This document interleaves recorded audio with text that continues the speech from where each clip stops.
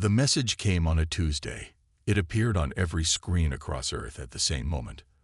The strange symbols shifted and changed until they formed words humans could understand. Admiral Diane Miller was in the Pentagon War Room when it happened. She watched with narrow eyes as the alien called itself High Arbiter Zixforn of the Galactic Concord. "People of Earth," the blue-skinned being said. Its 4 eyes blinked in an odd pattern. "Your world has been noticed by the Concord. We bring order to the stars. You will join us. You will follow our rules. You will limit your growth. You will share your resources. This is not a request." The war room erupted in shouts and questions. Miller raised her hand for silence. "They're threatening us," she said. Her gray hair was pulled back in a tight bun. Her uniform had not a single wrinkle. Ambassador Alan Freeman shook his head. "It might be a translation error. We need to talk to them." The president called an emergency meeting. For 3 days, world leaders argued about what to do. Some wanted to fight. Some wanted to talk. In the end, they decided to invite the aliens to Earth for proper talks. The Concorde sent 5 ships. They were smooth and white, like giant eggs floating through space. They positioned themselves near Earth's defense stations. Earth sent up a welcome crew on small shuttles. Lieutenant Frank Carter watched from Defense Station Alpha. He was young, only 28, with bright red hair and freckles across his nose. His hand shook slightly as he monitored the alien ships. "They're too close," he muttered to himself. His screen showed one alien ship drifting toward the station. Was it an accident? Or something worse? Carter tried to contact the ship. "Concorde vessel, you are approaching restricted space. Please adjust your course." No answer came. The ship continued to drift closer. Carter's superior officer was away from the bridge. He had to make a decision. The alien ship was now within firing range of the station's most vulnerable points. "Final warning," Carter said into the comm. His voice cracked. "Adjust your course immediately." The ship moved even closer. Carter thought about Earth below. He thought about his family in Ohio. What if this was the start of an attack? He pressed the button. A single defense missile shot out from the station. It hit the alien ship's engine section. The explosion wasn't large, but in the silence of space, it looked dramatic. The alien ship spun slowly away from the station. Emergency lights flashed across its white surface. Within minutes, all 5 Concorde ships withdrew to a safe distance. The communication screens lit up again.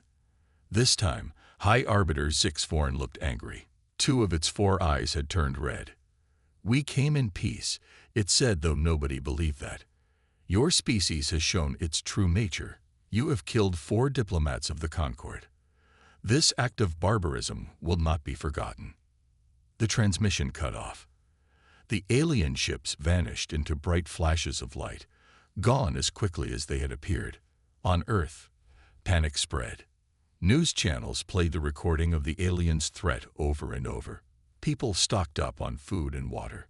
Some fled to bunkers in the countryside.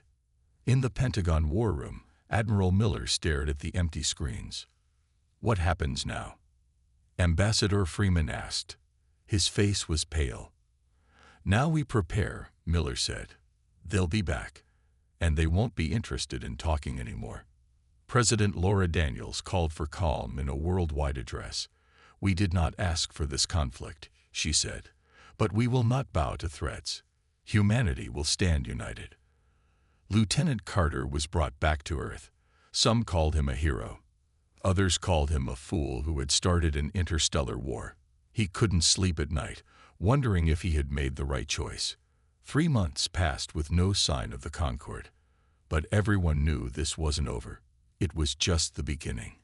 Earth had made its first enemy among the stars, and nobody knew what price they would have to pay. 3 months after the incident, the United Earth Congress gathered in Geneva.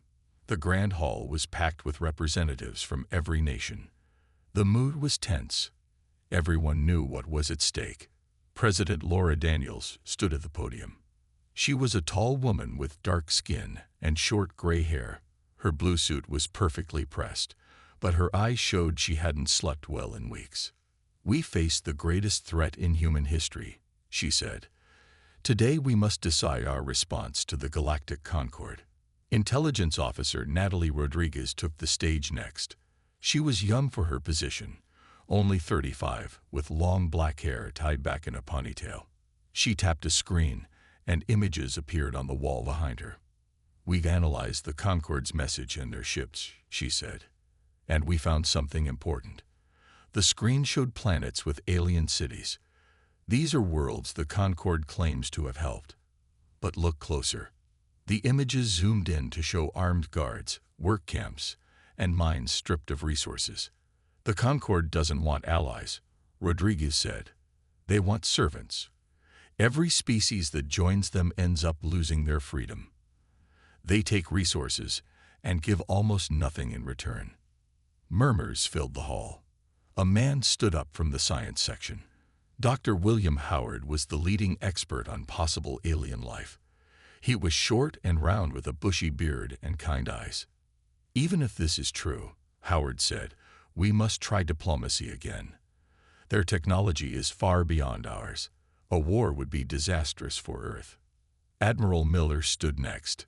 "We've been preparing for this day for years," she said. "After the crash at Roswell in 1947, we recovered alien technology. We've been studying it in secret. We've made breakthroughs." The screen changed to show new weapon systems and shields. "These are based on reversed engineered tech. We've built them in hidden bases around the world. We can fight back." The room erupted in shouts. Some were angry at the secret. Others were relieved. President Daniels raised her hands for quiet. "We have two choices: submit to the Concorde and hope they treat us well, or prepare for war while pretending to negotiate." Ambassador Freeman stepped forward. "I still believe in peace," he said, "but I've seen the evidence. The Concorde doesn't want equals. They want subjects. I cannot recommend submission." A vote was called. The representatives entered their choices into their tablets. The room was silent as they waited for the result. The screen showed the final tally. By a narrow margin, Earth had chosen to fight. President Daniels nodded grimly. "So be it. From this moment, all nations will work together. We will share technology. We will build our forces, and we will show the Concorde that humans don't surrender easily." After the meeting, Admiral Miller met with her top officers in a secure room. "We have 1 year at most," she said. "That's how long our diplomats can stall before the Concorde realizes what we're doing." Captain Gregory Summers nodded. He was a Special Forces leader with a scar running down his cheek. "My team is ready to begin training for space combat." Engineer Patricia Lawson spread out blueprints on the table. She was a brilliant scientist with curly red hair and glasses. "I've been working on shield technology that can adapt to different energy weapons. With more funding, I can have prototypes in 6 months." Miller looked at each person in the room. "What we're doing hasn't been done before. No species has ever successfully resisted the Concorde. We'll be making history if we survive." Outside the building, Lieutenant Frank Carter watched people hurrying past. They didn't know yet what Earth had decided. They would find out soon enough. He wondered how many would live to see the end of this conflict. High above Earth, hidden monitoring devices left by the Concorde recorded everything. The Galactic Concorde was watching, and they were not pleased with what they saw. 1 year passed quickly. The world changed in ways no one could have imagined before.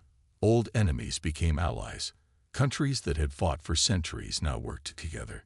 Humanity united against a common threat from the stars. Captain Gregory Summers stood in a large underground training room. 20 men and women in black uniforms stood at attention before him. They were the best soldiers from around the world. "By now you all know why you're here," Summers said. His voice echoed in the concrete room. "You will be the first humans to fight on alien ships. Our job is to get in, gather information, and get out. Some of us won't come back." The soldiers didn't flinch. They had all volunteered, knowing the risks. "Today we train with the new tech," Summers said. He walked to a table and picked up what looked like a simple wristband. These will help us breathe in any atmosphere. They also translate alien languages and can hack into Concorde systems. Miles away, in a hidden lab beneath the Rocky Mountains, engineer Patricia Lawson hadn't slept in 3 days. Her eyes were red and her hair was a mess. But she was smiling. "It works," she said to Admiral Miller. "The adaptive shield changes to match whatever hits it. Each attack makes it stronger against that type of weapon." Miller nodded. She looked older than a year ago. The weight of Earth's defense rested on her shoulders. "How many ships can we protect?" she asked. "All of them," Lawson said. "We've made enough units for the entire fleet." On the other side of the world, Ambassador Kate Warren sat across from 3 Concorde representatives. They had blue skin and 4 eyes like Zixvorn. The meeting room was in a neutral location, a space station built just for these talks. Warren smiled. She was good at her job. Very good. For a year she had kept the Concorde talking. She asked endless questions. She requested time to consider proposals. She raised small objections that required long discussions. "We need more time to consider your terms," she said for the 100th time. "Our world has many nations. Getting them all to agree is not easy." The lead alien, Sub-Arbiter Mektal, made a clicking sound with its mouth. "Your delays test our patience. The Concorde does not wait forever." "Of course," Warren said smoothly. "We're making progress. Just a few more weeks." What the aliens didn't know was that Earth wasn't just stalling. Humans were watching and learning. Every meeting taught them more about Concorde technology, biology, and tactics. Back on Earth, in a secret command center beneath the Atlantic Ocean, President Daniels met with her top advisors. "The Concorde is getting suspicious," Intelligence Officer Rodriguez said. "They've moved ships to the edge of our solar system." She showed images of large alien vessels gathering near Pluto. There were dozens of them, far more than the 5 ships that had visited Earth before. "They're preparing a pacification fleet," Rodriguez explained. "That's what they call the forces they send to take over planets that resist." Dr. Howard studied the images with concern. "They've never faced real resistance before," he said. "They expect us to surrender when we see their numbers." President Daniels stood up straight. "How ready are we?" Admiral Miller checked her tablet. "Summers' teams are trained. Lawson's shields are installed. Our new weapons are ready. We're as prepared as we'll ever be." "And the other plan?" Daniels asked quietly. "Operation First Light is ready," Miller said. "We can strike first if you give the order." The room fell silent. No one had ever attacked the Concorde before. No species had dared. President Daniels looked at each person in the room. "If we wait, they come to us. We fight on our doorstep, around our home. If we strike first, we catch them off guard," Miller finished. "We fight away from Earth. We show strength." Daniels took a deep breath. She was about to make one of the most important decisions in human history. "Prepare Operation First Light," she said.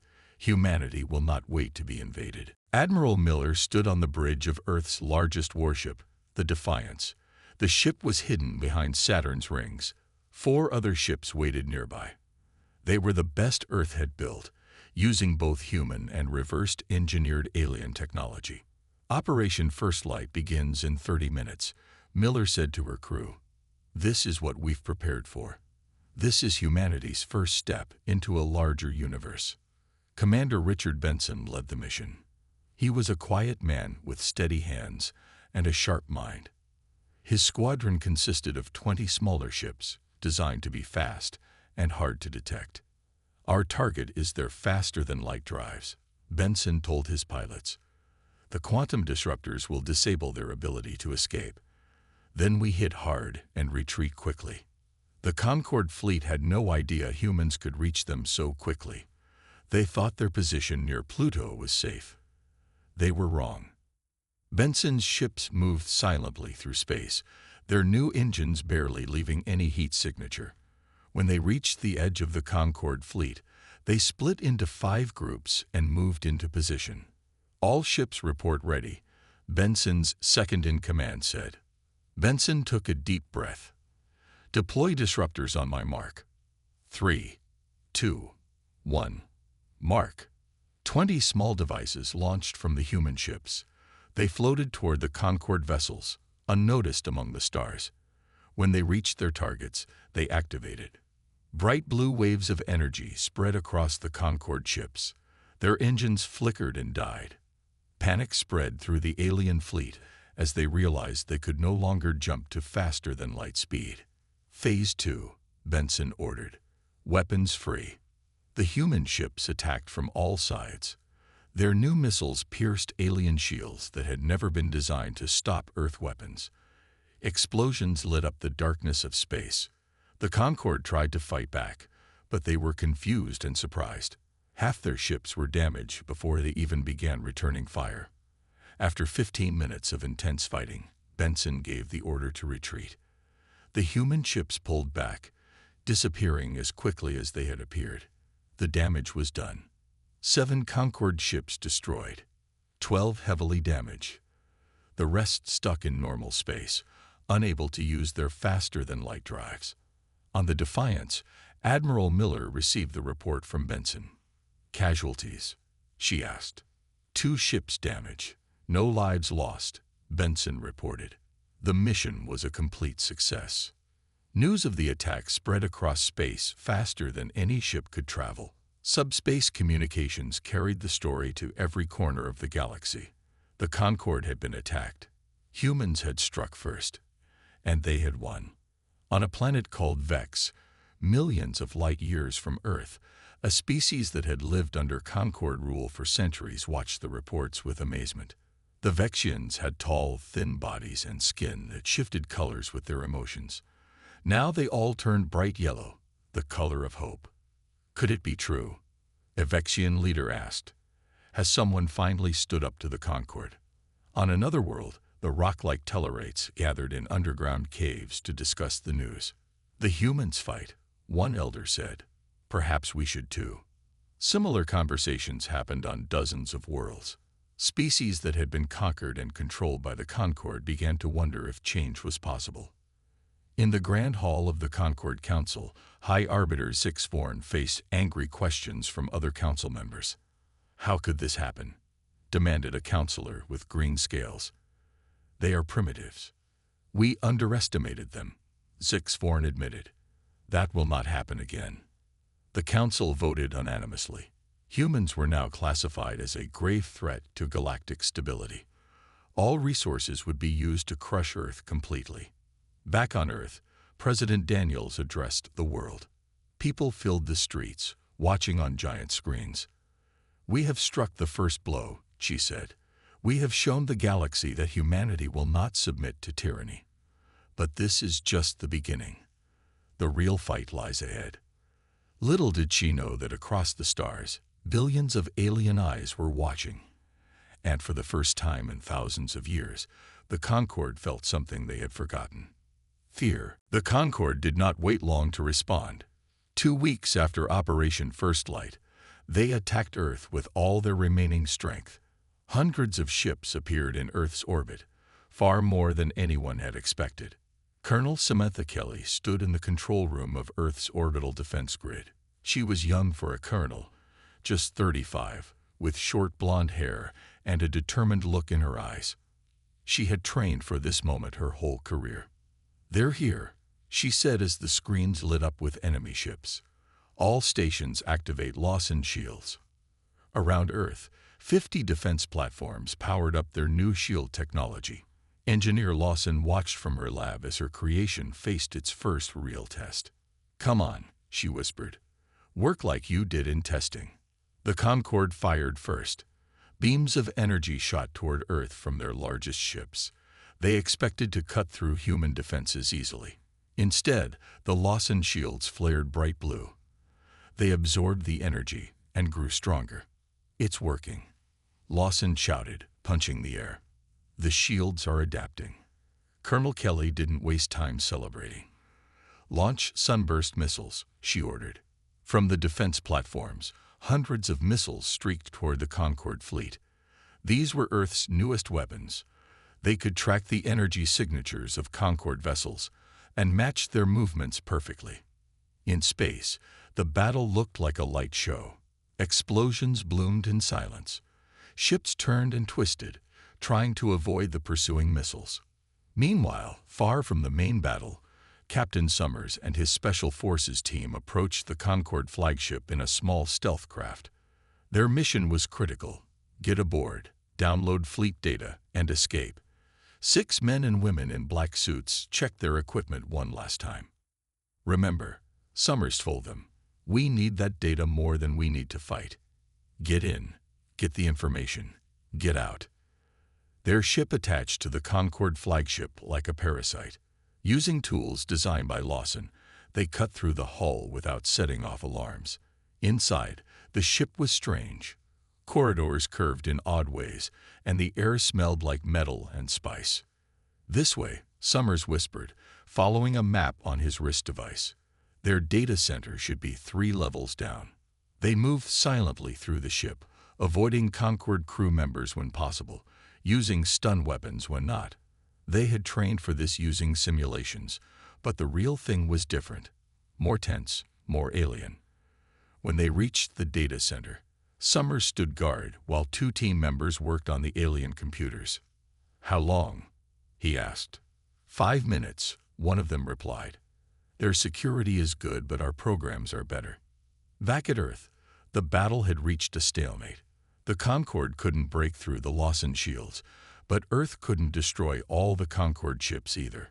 Colonel Kelly watched the screens, looking for an advantage. Target their command ships, she ordered. Ignore the smaller vessels for now. On the Concorde flagship, Summers and his team finished downloading the data. They had what they came for, but now alarms blared throughout the ship. Their presence had been discovered. Move, Summers ordered. Back to the ship now. They ran through the corridors, fighting their way past alien guards. One team member fell, hit by an energy weapon. Another was wounded but kept moving. When they reached their ship, only 4 of the original 6 remained. We made it, Summers said as their ship detached from the flagship. And we got what we came for. As they sped away, the Concorde ships began to retreat. Earth's defense had surprised them again. What should have been an easy victory had turned into a costly battle with no clear winner. In her office on Earth, President Daniels received the battle report. Earth had stood strong. Lawson's shields had worked. Summers had gotten valuable data. But many people had died, and the war was far from over. We need more allies, she told Admiral Miller. We need to reach out to those other species who hate the Concorde as much as we do. Miller nodded. Intelligence Officer Rodriguez has been working on that. I think you'll want to hear what she's found. Across the galaxy, the news spread again. Earth had faced a full Concorde assault and survived. For the first time in 50,000 years, the mighty Concorde had failed to crush those who defied them. The galaxy watched and wondered what would happen next. Intelligence Officer Natalie Rodriguez stood in a hidden room beneath the old United Nations building in New York.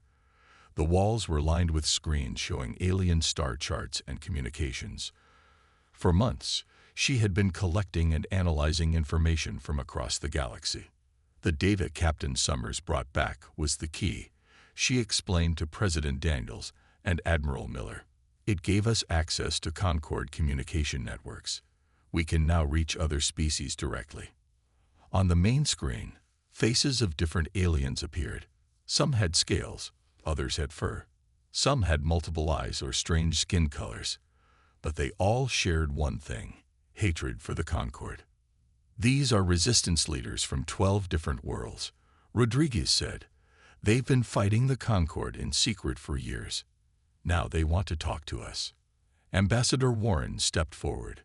I've already made contact with 3 of them: the Vexians, the Tellarites, and the Morkans. They're willing to meet. President Daniels nodded. Where can we meet safely? The Concorde watches everything. Not everything, Rodriguez smiled. There's a star system called Proxima Centauri. It's close to Earth, but the Concorde considers it worthless. No valuable resources. They don't monitor it closely. 3 days later, Ambassador Warren's ship arrived at Proxima Centauri. 3 alien ships waited there. The meeting took place on a small, airless moon, in a pressurized dome. Humans met aliens as allies for the first time. The Vexian representative was tall and thin with color-changing skin. The Tellarite looked like a walking rock with 6 eyes. The Morkan was small and quick, with fur covering its body. "We have watched your battles with great interest," the Vexian said. "No one has ever fought the Concord so well." Warren spoke carefully. "We seek allies. Together, we might win freedom for all our peoples." "Freedom," the Tellarite rumbled. "We have not known this word for 10,000 years." They talked for hours, sharing information about Concord weaknesses and strengths. By the end, they had formed a new alliance, the Free Species Coalition. Back on Earth, Dr. William Howard made a discovery that would change the war. He had been studying tissue samples from dead Concord soldiers. "They have a weakness," he told Admiral Miller. "Their biology can't handle certain types of radiation. It disrupts their nervous system." Miller frowned. "You mean we could build weapons that target them specifically?" "Yes," Howard said. "Weapons that would harm them but not humans or our new allies." "Is that ethical?" Miller asked. "Using biological weaknesses against them?" Howard had no easy answer. War is never ethical. But they plan to destroy Earth completely. We intercepted their communications. They're building something called the Stellar Convergence, a weapon that can make a star go supernova. The news reached President Daniels quickly. She called an emergency meeting of Earth's leaders. "The Concord plans to destroy our sun," she told them. "This would kill everyone on Earth, Mars, and our moon colonies. We can't let that happen." The vote was unanimous this time. Earth would use every advantage it had, including biological weapons targeting Concord species. Engineer Lawson worked with Dr. Howard to develop the new weapons. They called them rad bombs, devices that released specific radiation harmless to humans, but deadly to Concord species. "I never thought I'd design something like this," Lawson said as they completed the first prototype. Howard nodded sadly. "Neither did I. But remember what they planned to do to our sun." As Earth prepared its new weapons, Ambassador Warren traveled to more worlds, building the coalition. Some species joined quickly. Others needed convincing. But the alliance grew stronger each week. The Concord noticed these meetings. Their spies reported back to High Arbiter Zixvorn. "The humans unite our enemies against us," Zixvorn told the Concord Council. "We must use the stellar convergence now, before their coalition grows too strong." The Council agreed. The order was given. The stellar convergence would target Earth's sun within 1 month. The countdown to Earth's destruction had begun. But humans didn't know this yet. And even if they did, they weren't the type to give up without a fight. The stellar convergence moved slowly toward Earth's solar system. It was not a ship but a massive weapon, bigger than most moons. It looked like a metal sphere with hundreds of spikes pointing outward. Each spike could focus energy into a beam that, when combined with all the others, could make a star explode. Earth didn't know about the weapon until a Vexian spy sent an urgent message to Intelligence Officer Rodriguez.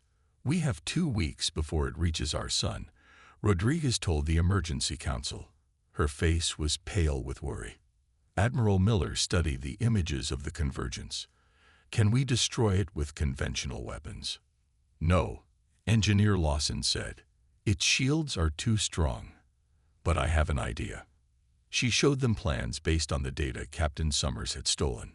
"During previous battles, I planted hidden code in their systems through our computer attacks. I might be able to trigger a failure in the Convergence's main reactor." President Daniels nodded. "Do it. But we need a backup plan." "We have one," Admiral Miller said. "A direct assault. Every ship we have, plus our new allies. We hit them with everything, including the rad bombs." The plan was set. Earth would fight for its survival with every weapon and ally it had gathered. The Free Species Coalition assembled the largest fleet the galaxy had seen in 50,000 years. Ships of all shapes and sizes gathered near Jupiter, hidden from Concord sensors by the giant planet's radiation. On the eve of battle, Admiral Miller addressed the combined fleet. "Tomorrow we fight not just for Earth, but for freedom across the galaxy. The Concord has ruled through fear for too long. Together, we will show them that fear works both ways." The Concord was confident in its victory. They had brought not just the stellar convergence, but also their largest battle fleet. 5,000 ships surrounded the massive weapon, ready to protect it until it could destroy Earth's sun. High Arbiter Zixvorn watched from the command ship. "Begin charging the convergence," it ordered. "The humans and their pitiful allies will arrive soon." As if on cue, the Coalition fleet appeared from behind Jupiter. Earth ships led the way, followed by vessels from a dozen alien worlds. The largest human ship, the Defiance, carried Admiral Miller and the command team.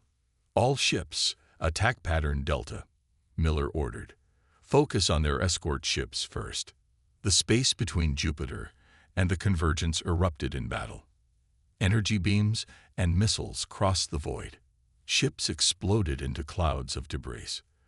The Coalition fought with desperate courage, but the Concord had numbers on their side. On the Defiance, Engineer Lawson worked frantically at her console. "I'm trying to access the Convergence's systems," she told Miller. "But they've upgraded their security." Meanwhile, Captain Summers led a daring assault on a Concord command station. His team fought their way through alien defenders, pushing toward the control room. "We need to capture their command codes," Summers told his team. "It might help Lawson break into the convergence." Major Benjamin Harris led the Marine boarding party. He was tall and strong, with dark skin and a calm voice even in battle. "We'll get you there, Captain," he promised. The fighting was intense. 3 Marines fell in the first corridor, 2 more at a security checkpoint, but they kept moving forward. Back at the main battle, Earth ships launched the first rad bombs. The weapons passed through shields designed to stop energy and physical projectiles. When they detonated near Concord ships, they released radiation that specifically harmed Concord biology. The effects were immediate. Concord crew members collapsed at their stations. Ships drifted out of formation. For the first time, the mighty Concord fleet faltered. On the convergence itself, Engineer Lawson finally broke through. "I'm in," she shouted, initiating cascade failure in their main reactor. At the same moment, Summers and Harris reached the command station's control room. After a brief but violent fight, they captured 3 high-ranking Concord officials, including a member of the ruling council. Alarms blared throughout the convergence. Its spikes began to retract. Energy buildup reversed. The great weapon was failing from within. High Arbiter Zixvorn watched in disbelief as its perfect plan fell apart. "This cannot be happening," it said. "No one defeats the Concord. No one." But as Concord ships exploded or retreated all around, the truth was clear. For the first time in its 50,000-year history, the Concord faced actual defeat. 3 months after the battle at Jupiter, representatives from 50 alien species gathered on a neutral space station. The station orbited a beautiful blue-green planet in a system far from both Earth and Concord space. The large meeting hall had windows that looked out at the stars. President Laura Daniels walked into the hall wearing a simple blue suit. Admiral Miller and Ambassador Warren stood beside her. They represented Earth at what many were calling the most important meeting in galactic history. The Concord delegation sat across the room. There were fewer of them now, and they no longer looked proud. High Arbiter Zixvorn was gone, replaced by a younger Concord who called itself New Speaker Tolrin. The stellar convergence had been destroyed. The Concord fleet was broken.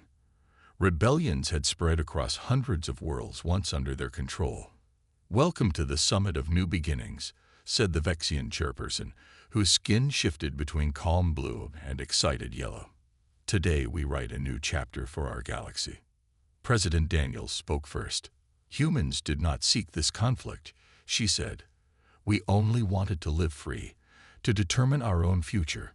That right belongs to all species. New Speaker Tolerance stood next. Its 4 eyes blinked slowly.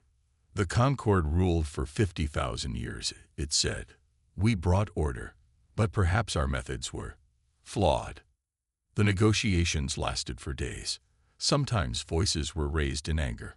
Old wounds were not easily healed, but slowly a new agreement took shape.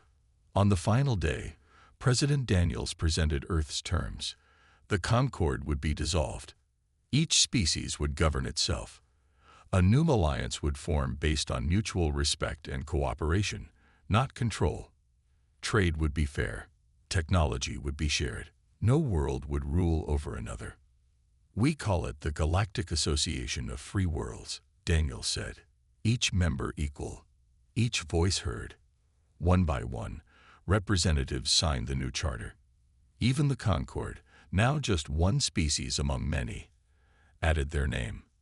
50,000 years of rule had ended with a pen stroke. After the ceremony, Admiral Miller stood with Dr. Howard in an observation lounge, watching ships come and go from the station. Did we do the right thing? Miller asked.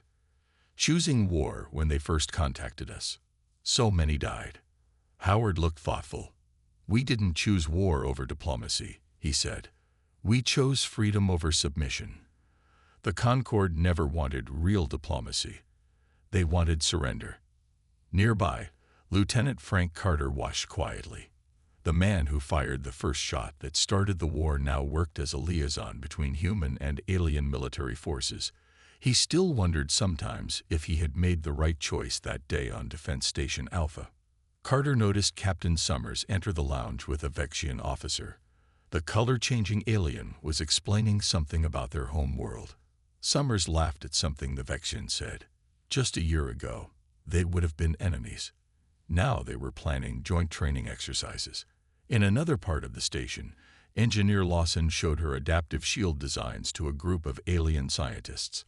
They suggested improvements. She took notes eagerly. The sharing of technology will benefit everyone, she told them. No more secrets. No more keeping advances for power. Ambassador Warren passed by with Intelligence Officer Rodriguez. They carried plans for new diplomatic missions to distant worlds that had suffered under Concord rule. There's so much to rebuild, Warren said.